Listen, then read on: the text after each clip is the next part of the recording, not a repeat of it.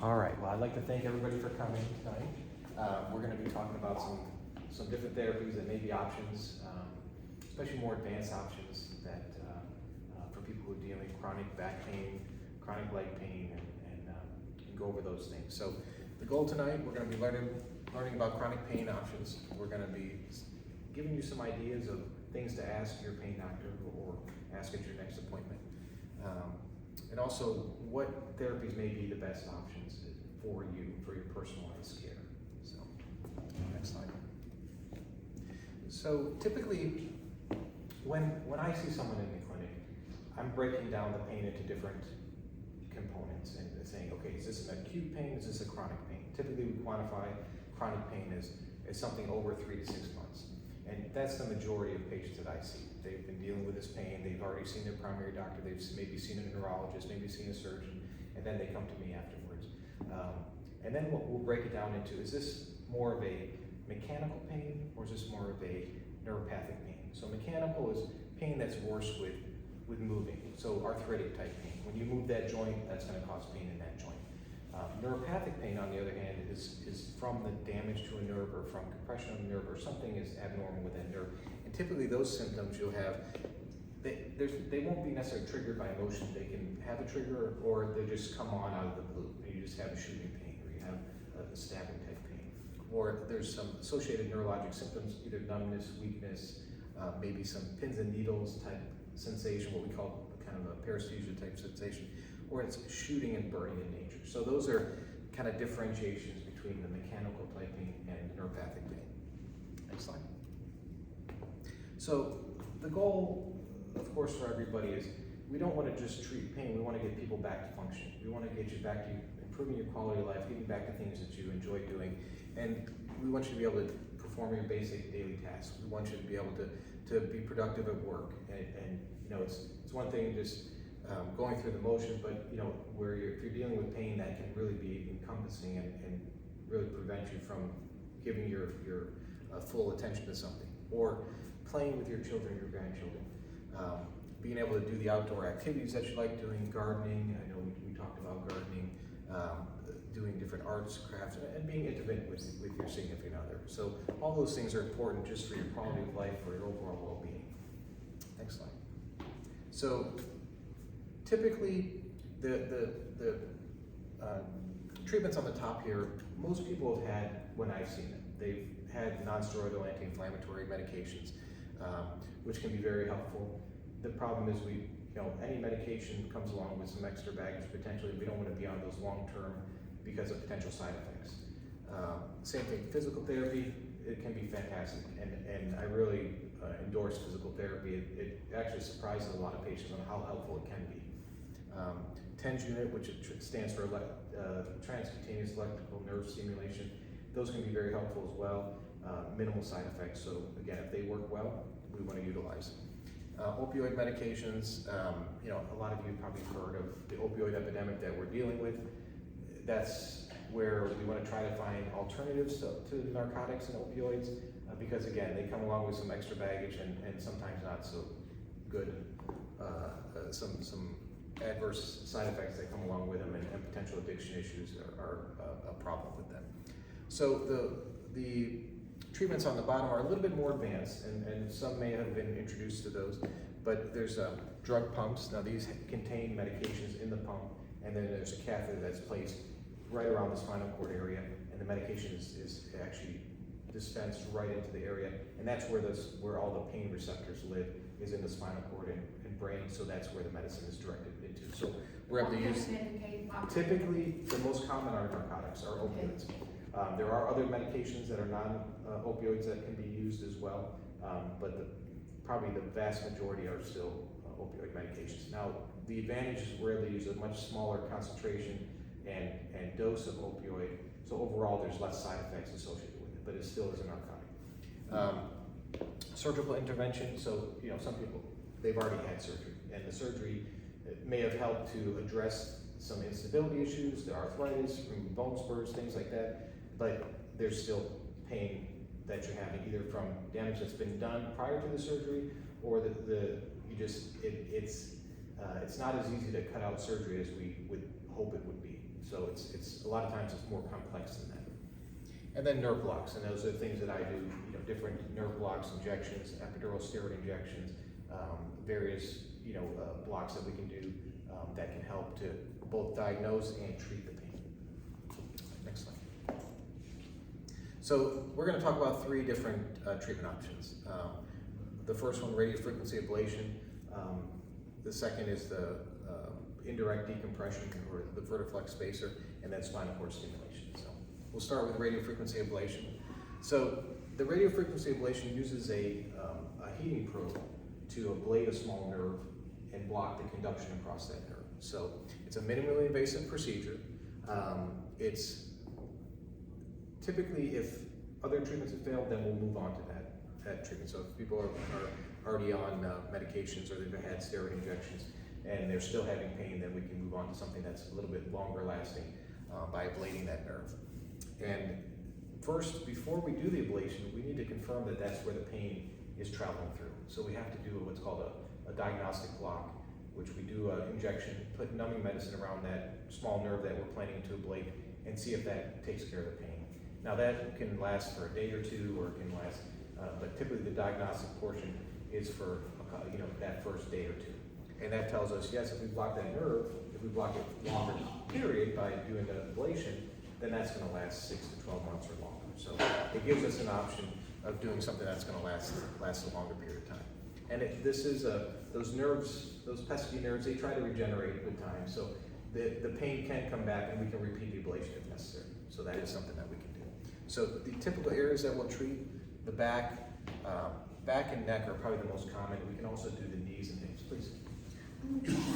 Question. I found most effective platelet therapy, what you was done in the past. It actually helped me to heal affected area. It's just this temporary pain relief, and later on side effect is a crumbling bones. Yes. And this is not a solution for long term, considering. Yeah, so that is, a very good point.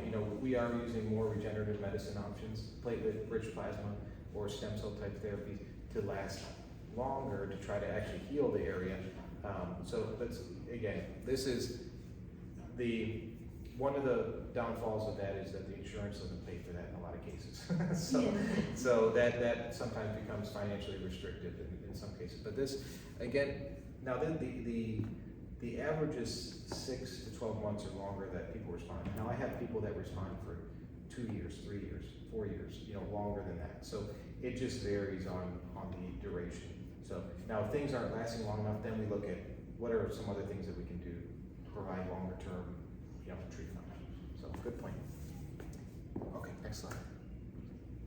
So now this is the indirect decompressing device.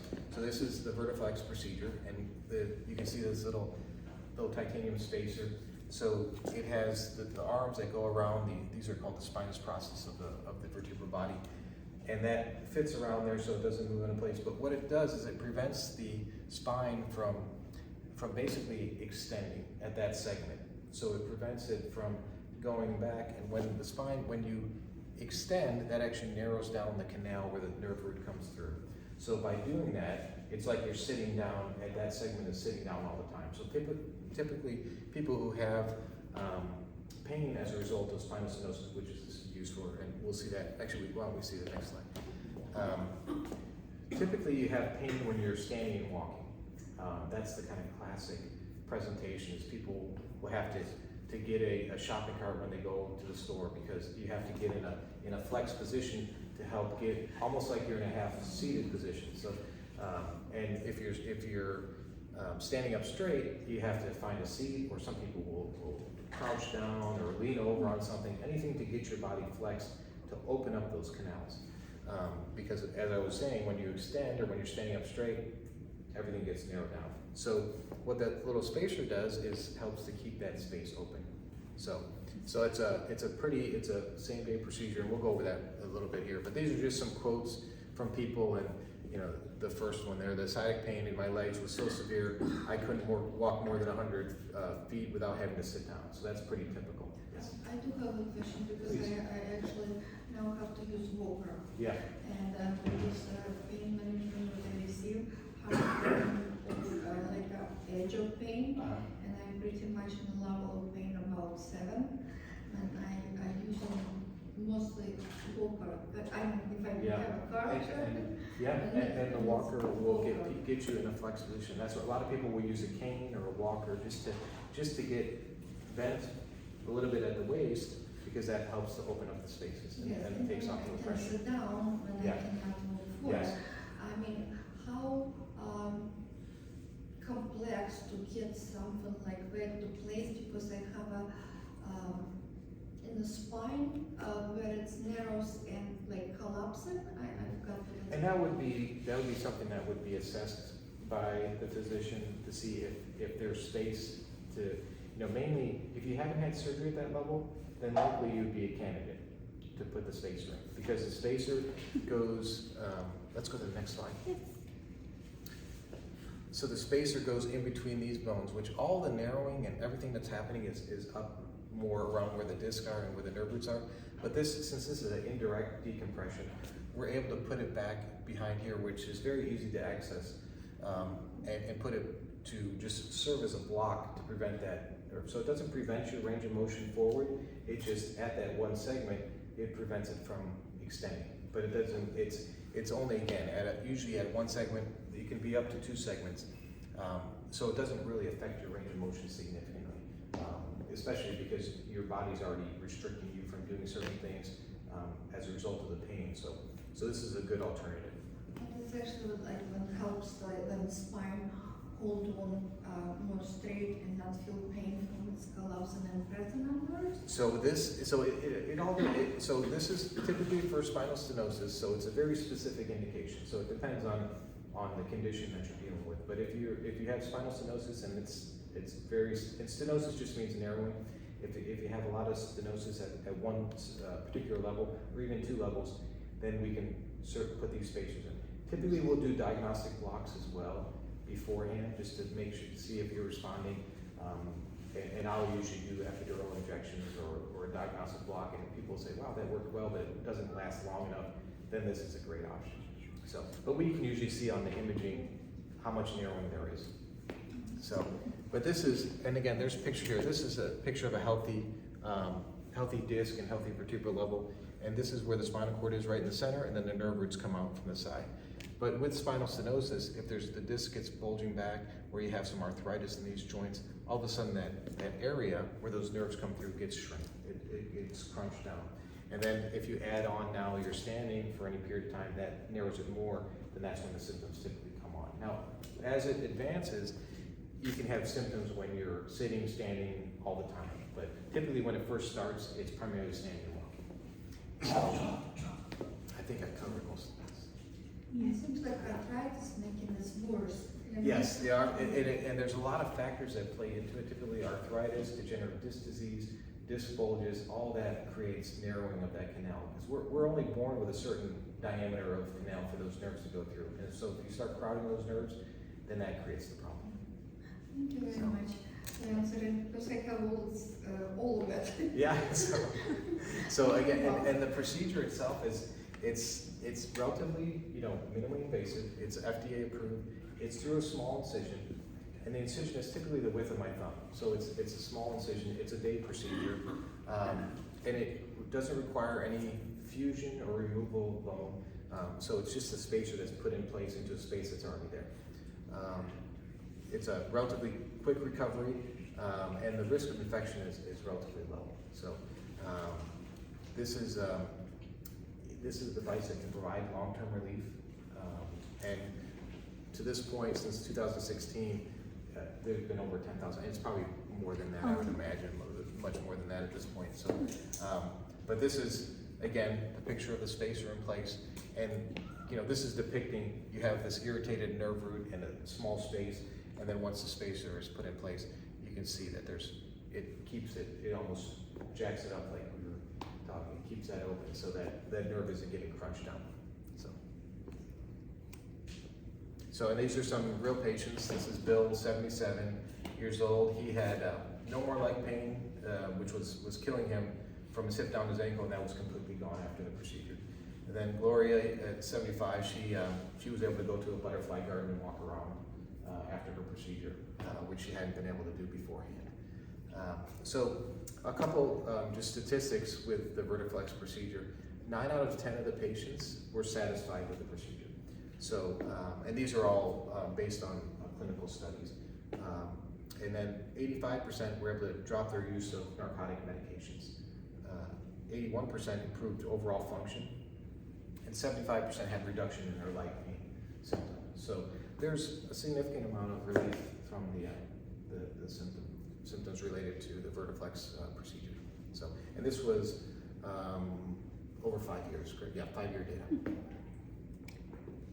So this is a real patient of ours that she gave us permission to record her. So I'm just gonna share her story because you may be able to relate to it. My name is Shirley Poe, and I live in Gary, Indiana, and I'm 72 years old. I have 2 daughters, and I have a nice husband too, very nice man. And I also try to spend a lot of time with my grandson, which is the second love of my life.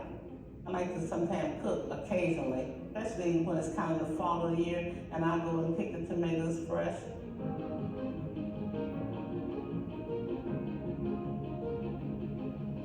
I used to have a lot of pain, and the pain would really from my hip all the way down to my ankle. It would start with like numbness, tingling, and really all the way down, and then it would turn to pain. And if I didn't go and sit down somewhere right away, I would be to the point I could barely walk.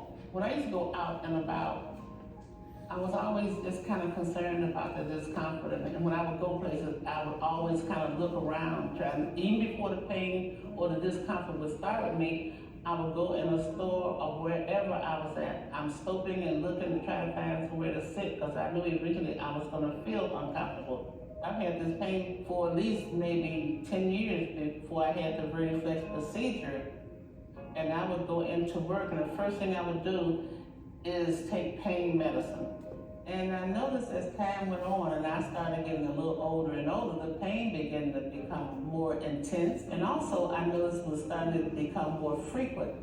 And I was getting those injections and I was taking medication, and I just really wasn't getting any better. When I would go into the pain center, my doctor ordered an MRI. That's when I found out I had a medical issue that was called spinal stenosis. And he told me about a procedure called Vertiflex. He said he thought I was a good candidate for this procedure. It's very minimally invasive, and I really didn't have a lot of discomfort, and I never quit walking. I just got up, came home the same day, and the next day, I was busy doing all the things I enjoy doing. I like to go out, and I like to walk around and socialize with my neighbors, and I'm always just out and about. My leg doesn't bother me anymore. That's what I'm really happy about. I knew that this procedure would be good for me, so I had it done, and here I am today, and I'm really glad I did that. I'm very comfortable, and I would do it again in a heartbeat.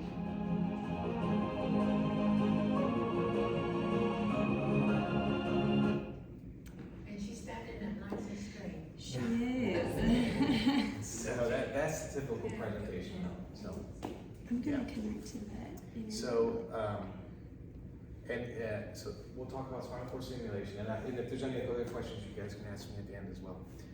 So this is a spinal cord stimulator device. There's different leads that can be placed, and then these are the batteries that are implanted, and then this is an example of one of the remotes that's used. So the big screen back there, this is the fancy computer technology that the representatives use to reprogram and all that fun stuff. So next slide.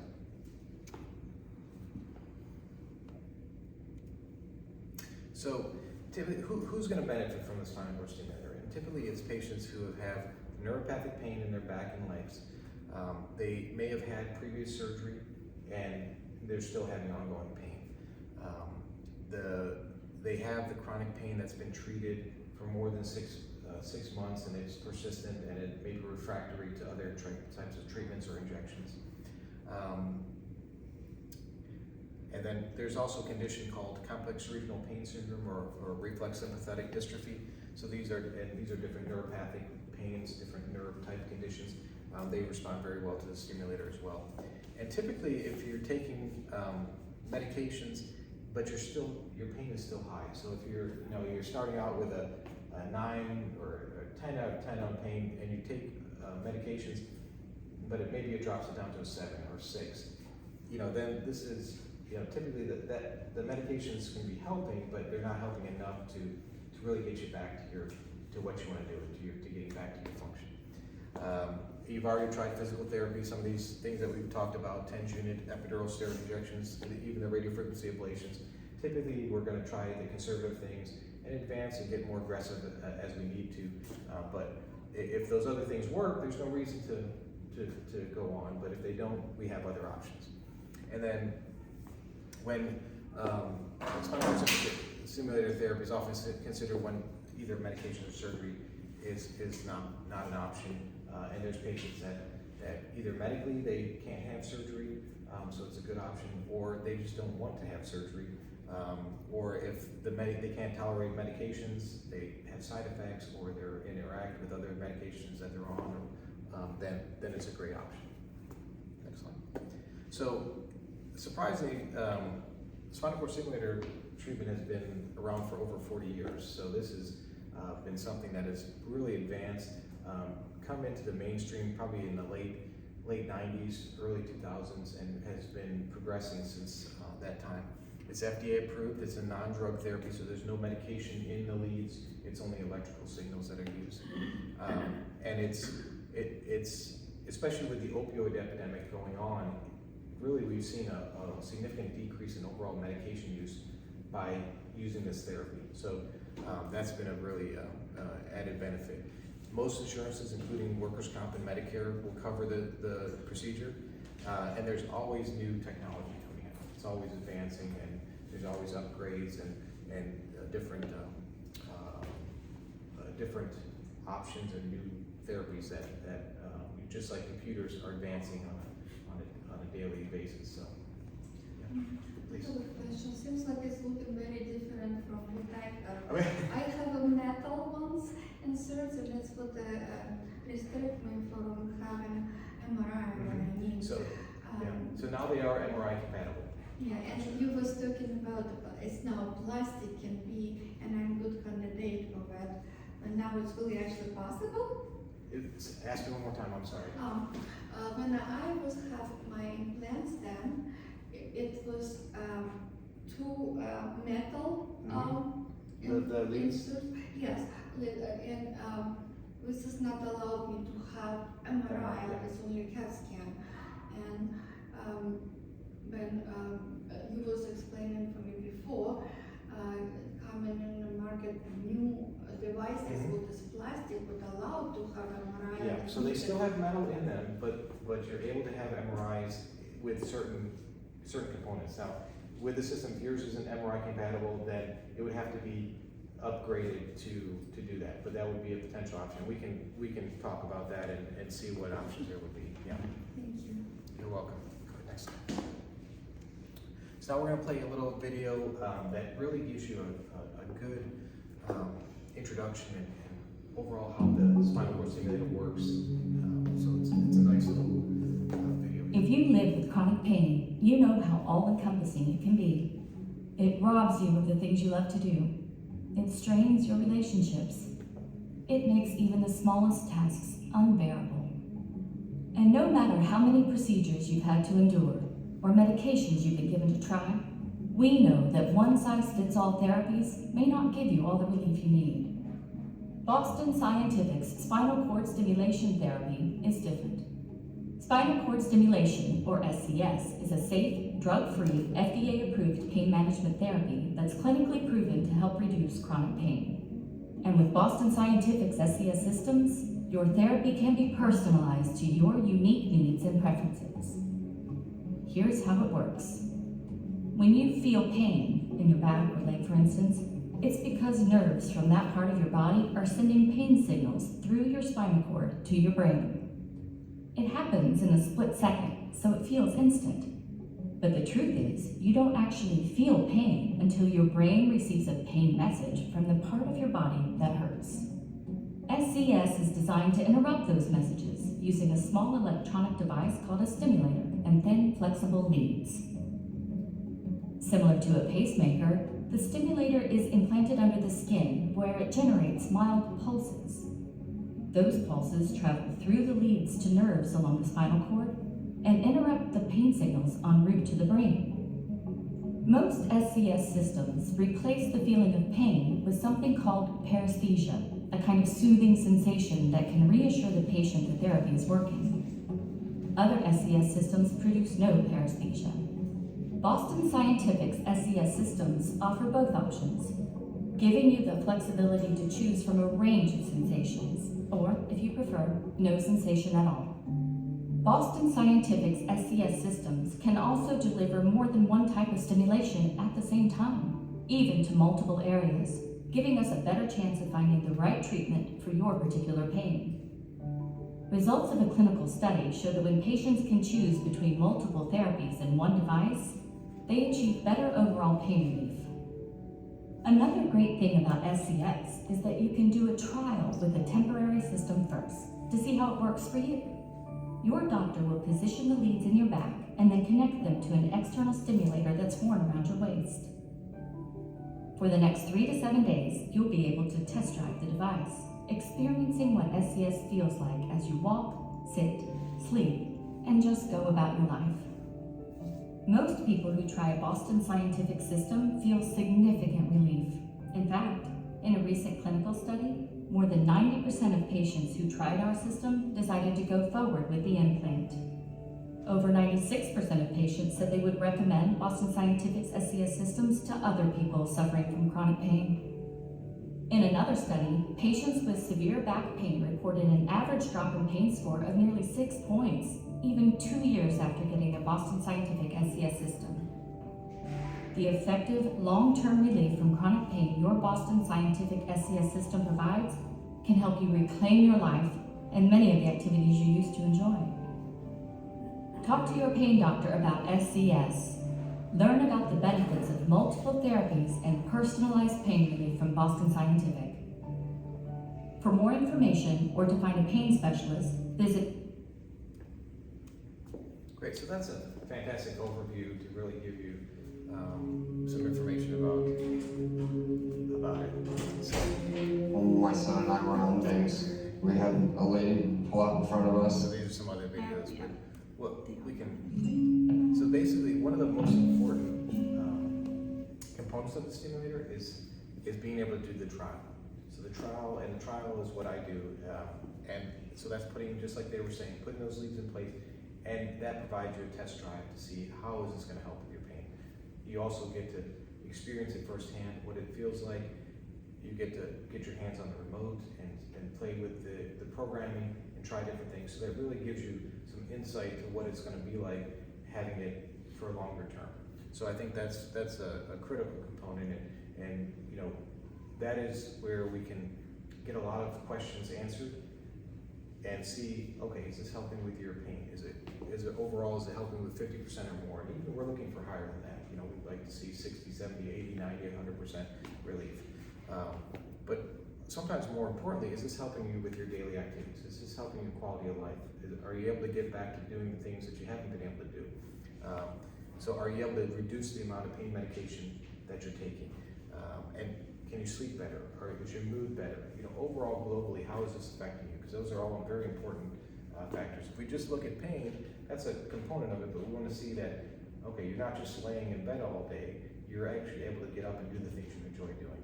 So that's important during the trial period. So, and like they mentioned, there's options now, and more than ever, there's options on different programming, either paresthesia, which is that soothing, tingling sensation that replaces the pain, or paresthesia-free, where we use higher frequencies, and that actually is higher, so high that your body can't even perceive the tingling, and it just, the pain fades away.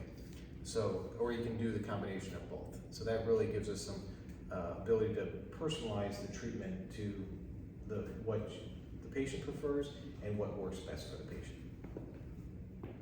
So as I alluded to in the overview, there's a study that shows that after 2 years, the pain level was persistently still about 6 points lower than where the person started from. So, which is pretty fantastic, you know, to have a therapy that lasts out to 2 years.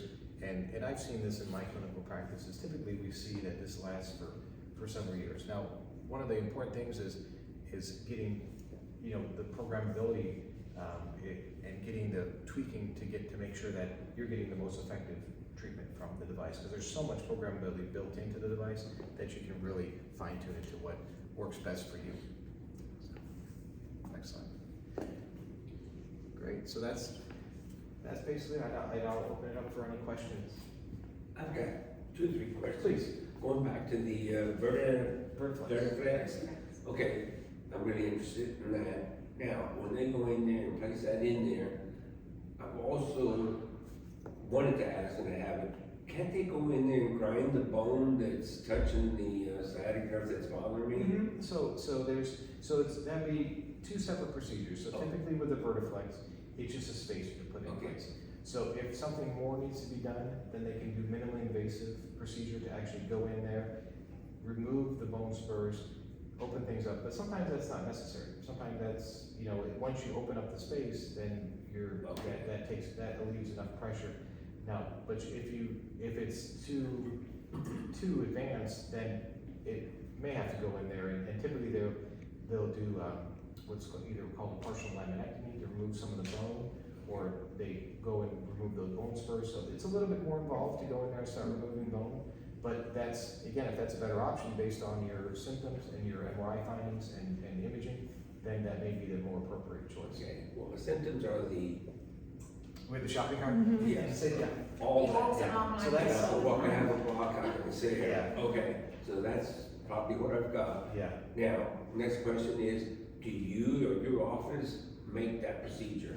Or do you? Yeah, so I do that. I do that procedure myself. So I do that procedure, and we identify, you know, who's the candidate for that procedure. Okay, and then the last question is, if I still have a little bit of pain or something, then can we go to the same thing that she has, the electric? Yes. So these therapies don't have to be. You don't have to choose between them. They could be all used at different times. So typically we'll start with something like the radio frequency would be something that would be done first. If that's not responding, then we look at the other more advanced therapies. But you can have a Vertiflex device in place, and we can still put a stimulator in. It doesn't get in the way of and with that being said, you could have, you know, where the stimulator is placed in the back is actually a little bit higher up. It sits up higher where those nerves converge. So you can have a low back surgery even after you've had the stimulator, or vice versa. If you've already had a back surgery, you can have the stimulator. You don't have to say, well, if I do this, I can't have that. They don't get in the way of each other, and you can even if you have a stimulator and the disease has progressed or you have a new problem, if the surgeon needs to go in there, there's access to go in there. It doesn't interfere with the stimulator. Okay, thank you. Okay, like my turn my battery is twisted, so Yes. do you do that, or do I have to go back to the other? That typically would have the surgeon do that. Yeah. Yes.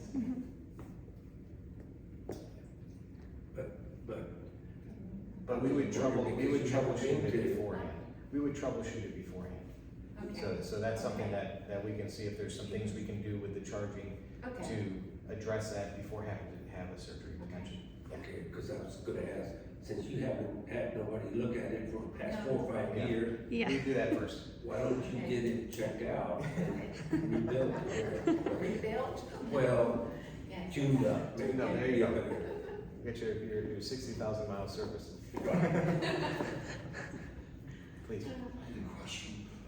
Sorry. That's I can't all right. talk very loud. I have a herniated disc from the Army. Yeah. It's same thing, I've never ever gone to it, but whenever I am bending forward like that, it really gets a shooting pain because of the disc. Yeah.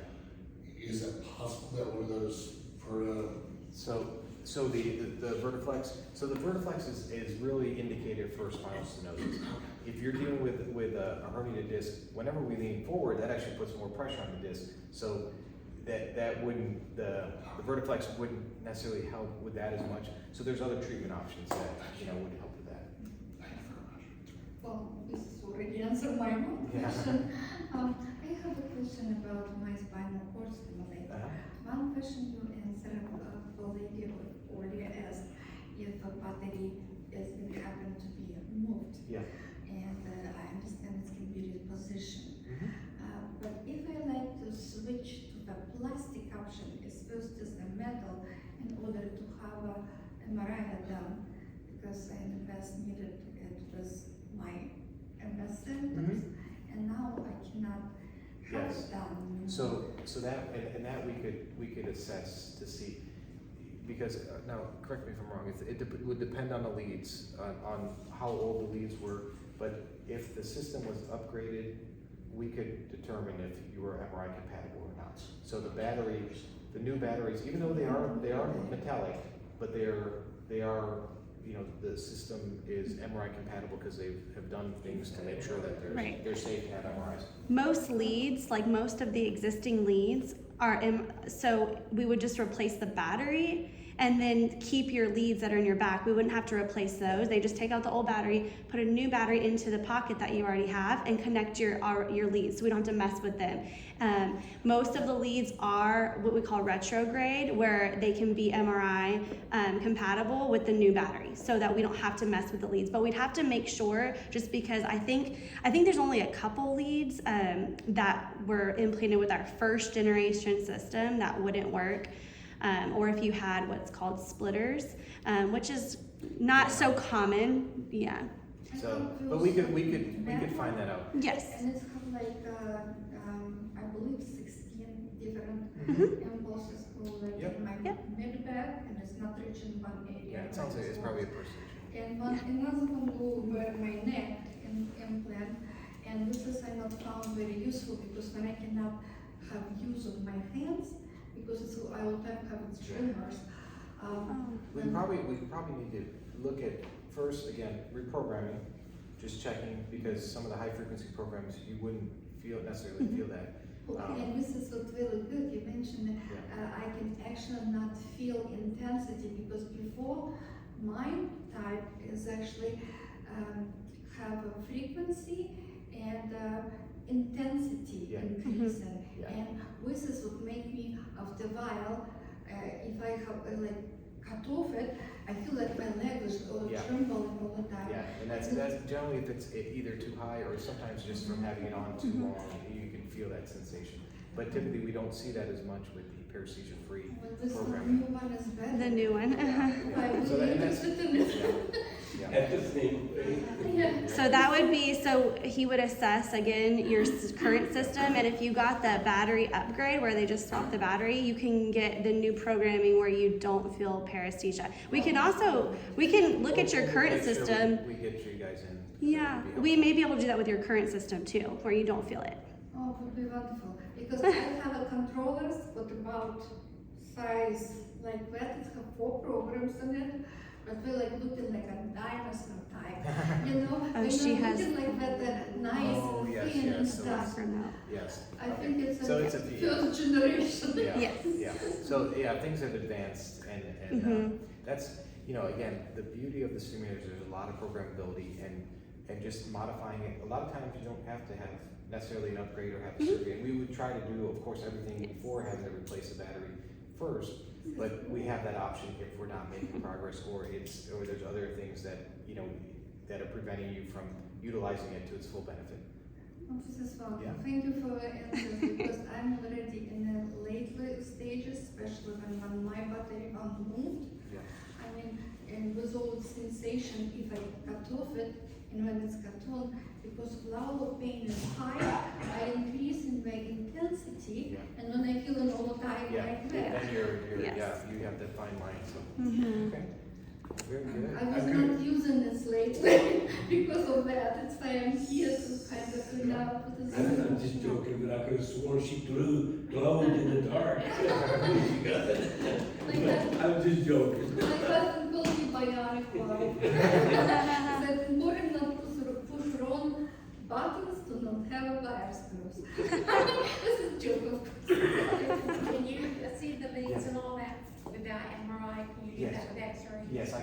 x-ray, and I can even do that in the office with the, with my x-ray machine, just to look to see, make sure that nothing has moved, make sure that, because some, you know, we want to check the integrity of the system as well, and that's a lot of, the representatives and myself will work together to troubleshoot, you know, any problems, so. I should have kept up with these. That's why you're here. There you go. So, excellent. Any other questions? No, that was a lot of information, thank you. Great, well, thank you all for coming.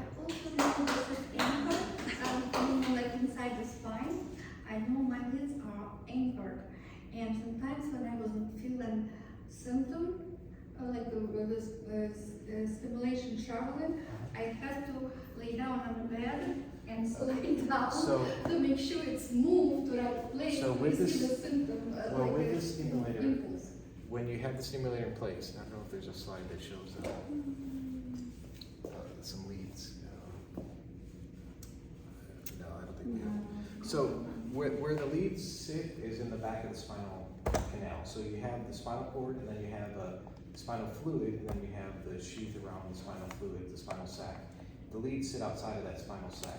So when the spinal cord is floating in the spinal fluid, so as a result, when you bend forward, the spinal cord will move forward a little bit. When you bend backwards, the spinal cord will move back a little bit.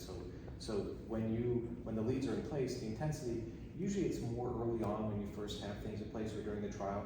When the spinal cord gets closer to the leads, it's going to be more, you're going to feel it more. When you bend forward and the spinal cord moves away from the leads, then it's going to not feel as intense. So sometimes you feel that positional change as a result of just movement, because the spinal cord is shifting back and forth as a result of just movement. So that's usually when you feel that change. You know, some people will say, well, yeah, I laid down on my back and I felt it real strong, but that's because the spinal cord is drifting backwards and you feel that intensity But increase. I was sometimes So you have to turn it like down it's going before you do that. down, you know, because I had to lay down on the bed and lean forward with slide up, you Yeah. know, because it's slide Slide, down. yeah. So now the lead shouldn't be sliding around. So it just may feel like that because of the shifting of the No, I spinal see. fluid. Yeah. Thank you. Yes. Yeah. If they're sliding around, we need to fix that. Yeah, because I know that it is anchor.